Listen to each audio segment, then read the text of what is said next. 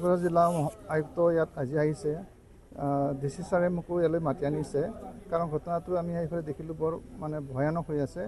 ইয়াতে যিখন বাঁহৰ দলং আছে সেইখন পানীয়ে উঠুৱাই লৈ গ'ল। এতিয়া সেইখন পাৰঘাট লালমাটি তুম্বাগান পাৰঘাট, ইয়াতে এজন লিচি আছে, তেওঁ লিচি এখন চলায়। এতিয়া দিছে বহুতখিনি মানে পৰামৰ্শ দি গ'ল, ইয়াতে কোনো প্ৰাণীৰ বা মানুহৰ জীৱন হানি হ'ব নালাগে। বানপানী হ'লে এইবিলাক নাওখন চলা বন্ধ কৰিব কৈছে, যাতে কোনো এজন প্ৰাণীৰ হানি নহয়, সেইটো আগলৈ লক্ষ্য ৰাখি মানে ৰাইজক সজাগ বুলি কোৱা হৈছে।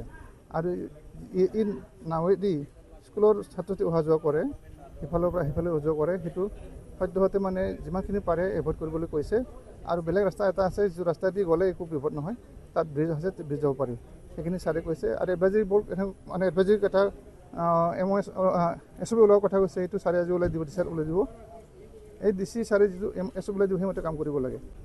আমি আহি দেখিলোঁ ঘটনাটো পৰিস্থিতিটো অলপ বিষমে হয়। বানপানীয়ে ইমানখিনি ভয়ানক ৰূপ লৈছে, সেইফালেদি মানে যন্ত্ৰচালিত হওক বা হাতে চলা হওক, সেইফালে যাতায়াতো একদম বহুত মানে সমস্যাৰ সন্মুখীন হ'ব লগা হ'ব।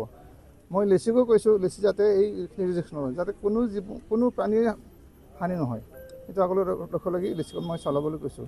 আৰু আমাৰ লিচি চলাবলৈ বেছি দিন নাই, এই মাহটো শেষ হ'বলৈ এই বস্তু শেষ হ'বলৈ বেছি দিন নাই, প্ৰায় 5 দিনমানেই আছে, যাতে সেইখিনি বস্তু তেওঁ চাই মেলি চলায়। আৰু যেতিয়া নাওখনত উঠিব যাতে তেতিয়া লাইফ বট জেকেট এইবিলাক পৰিধান কৰিব। আৰু যিবিলাক বাহন ইয়াতে উঠা নিয়া কৰে, তেওঁ সীমিতভাৱে যিখিনি মানে বাহন ক্ষমতা আছে সেইখিনি উঠাবলৈ কোৱা হৈছে। মুঠতে এতিয়া এইখিনি পৰিস্থিতি যিটো দেখিলোঁ বৰ ভয়াৱহ হৈ আছে। আৰু ইয়াৰ ওপৰত যিটো মানে পকীকৰণ দলঙৰ কথা কৈছে, সেইটো প্ৰতিটো মানে অথৰিটিয়ে ডিচিশ্যন ল'ব। এই নদীৰ ওপৰত এখন মানে দলং হ'ব, সেইটো ডিপিআৰ চলিছে। সেইটো ডিপিআৰটো কি পৰ্যায়ত মই নাজানো, চাকৰি কোৱা মতে ডিপিআৰখন প্ৰস্তুত কৰা হৈছে। দুৰ্ঘটনা হ'ব নালাগে, কোনো কাৰো পানী হানি হ'ব নালাগে, এইটো ৰাইজে বিচাৰে, আমি বিচাৰোঁ, আৰু প্ৰশাসনৰ পৰাও বিচৰা হৈছে। আমি বিটিচি প্ৰফিটো কওঁ, যাতে কোনো এটা প্ৰাণ হানি নহয়, সেইটো আমি বিচাৰোঁ। ধন্যবাদ। আমাৰ বগৰীবাৰী ৰাজহ চক্ৰৰ অন্তৰ্গত এই তুংবাগান পাৰঘাট, তাত আমাৰ যিখন বাঁহৰ দলং আছিল, সেই বাঁহৰ দলংখন ৰবিবাৰে পানীয়ে উটাই লৈ গৈছে, ফলত যাতায়াত ব্যৱস্থাৰ স্থানীয় ৰাইজৰ অসুবিধা হৈছে। আৰু এই অসুবিধাৰ ফলত যাতে কোনো দুৰ্ঘটনা নঘটে, তাৰ কাৰণে আমি ইয়াতে আহিছোঁ।